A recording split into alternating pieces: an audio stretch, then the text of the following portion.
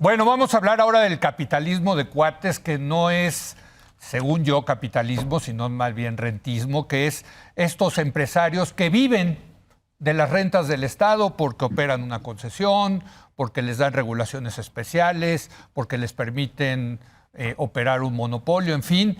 México resulta, Héctor, que en el índice de capitalismo de cuates que hace The Economist, ¿no?, cada 3, 4 años, si no mal recuerdo, es uno de los países con más capitalismo de cuates. Ocupamos el lugar 5 de 43 y mejorando en la lista, exacto. ¿Qué te dice esto, Héctor? Bueno, me dice que, digamos, no ha cambiado fundamentalmente nada en materia de que quien más puede tener acceso a la influencia en el gobierno, más dinero puede hacer en México. Ahora, cuando uno dice capitalismo de cuates, dice, claro, en principio, grandes empresarios que tienen grandes concesiones y que generan grandes fortunas. Concesiones de todo tipo. Mineras, telefónicas, telecomunicaciones, o contratos, grandes contratos de obras públicas. Yo no sé quiénes son realmente los empresarios militares que se están haciendo ricos con los grandes contratos que entrega el gobierno, pero desde luego que hay algunos. Entonces, uno tiende a pensar que esto, y con razón, que esto se refiere a una parte fundamental del empresariado, y es verdad. Pero el concepto de extraer rentas de las influencias políticas es mucho más extenso. Y lo que nos está diciendo esto es que este gobierno que iba a terminar con la mafia en el poder, que consiste en que los que tienen poder le den contratos a los que tienen dinero para que los que tienen dinero hagan más dinero y le den dinero a los que tienen poder, pues es una cosa que pasa entre los altos empresarios y entre los más modestos aspirantes a tener ingresos de parte del gobierno.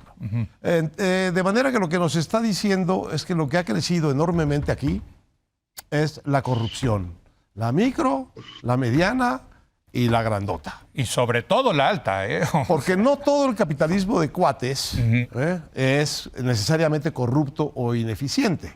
Digamos, Singapur es uno de los grandes países en donde hay, en la categoría de The Economist, capitalismo de cuates.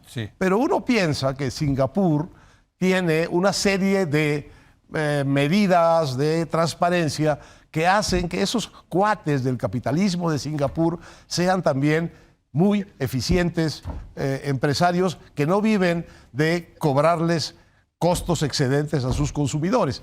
Uno tiende a pensar por la fama de Singapur. No lo sabemos. Singapur es una ciudad-estado chiquita. Bueno, lo que sea. Yo supongo que los empresarios rentistas son más exportadores, pero bueno, habría que ver. Me imagino que es distinto del de Rusia. Y es distinto del que vemos aquí, en donde hay el mecanismo perfectamente establecido por este gobierno para que este capitalismo de cuates se vuelva una economía general de los cuates del gobierno. Todas las obras públicas, todos los contratos que se entregan sin licitación traen el sello del capitalismo de cuates y de la mafia en el poder, la mafia de este poder, la mafia del poder de este poder. De manera que el concepto debería llevarnos hacia la mirada de que este gobierno probablemente ha crecido por sus mecanismos establecidos y por su conducta, ha crecido enormemente los niveles de corrupción, que, por cierto, era una de sus banderas. No, y otra de las banderas, precisamente, Javier, era separar el poder político del poder económico, lo que decía Héctor de la mafia del poder.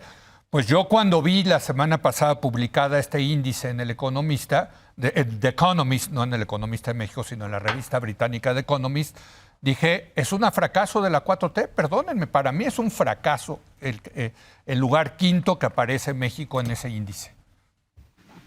Sí, creo que la pregunta de fondo es por qué persiste el capitalismo de cuates, sobre todo dado un discurso muy particular del actual gobierno de combatir la mafia del poder y, como decías, Leo, separar el poder político del poder económico. Y creo que hay dos razones que explican la persistencia del capitalismo de cuates durante estos años. Primero, una razón general que tiene que ver con la dificultad de romper y de combatir el capitalismo de cuates para cualquier gobierno.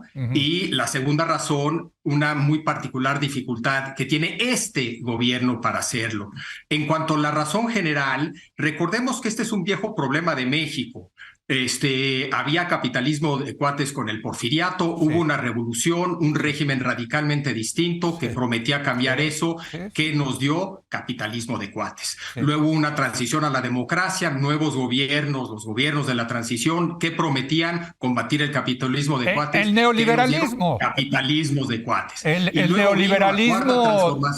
neoliberalismo que empieza con Salinas creó una nueva capitalismo de cuates. Una nueva generación. Sí, que son los que siguen ahí, por cierto. Perdón, Javier.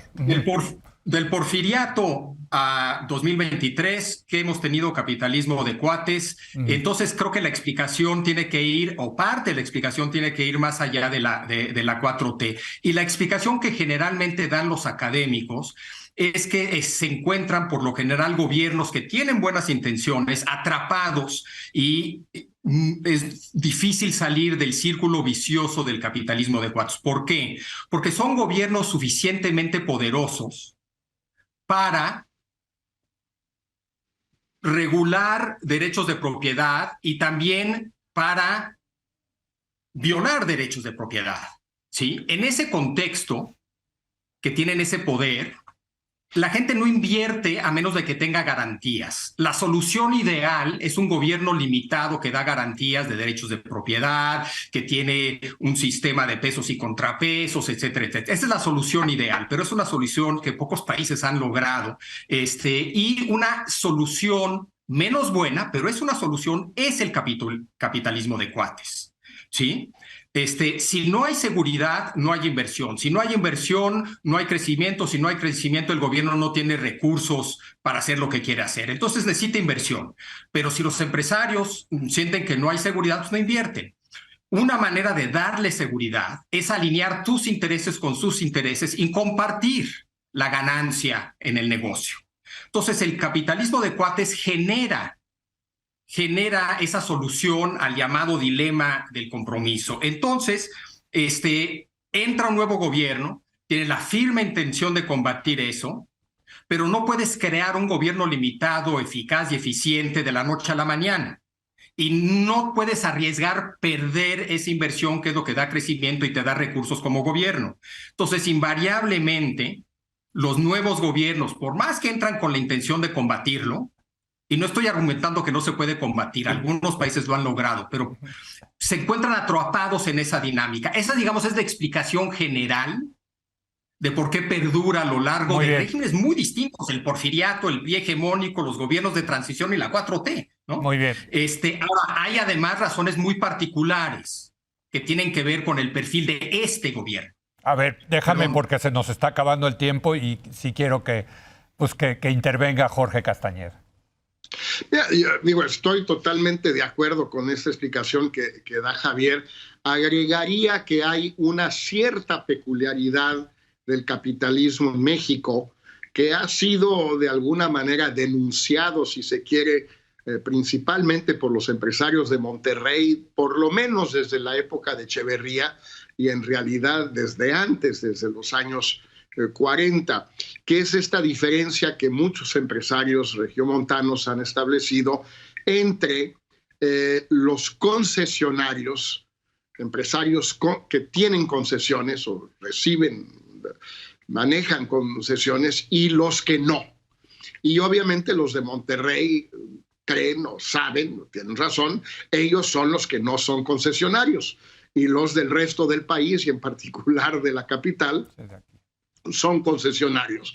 Es un poco exagerada esta visión que se le atribuye a los viejos magnates de Monterrey, no me refiero a los actuales, por lo menos a don Eugenio Garzazada desde aquella época, desde que crea el TEC y eso, y después algunos, ¿no? No pueden exagerar, pero algo de cierto sí hay en eso.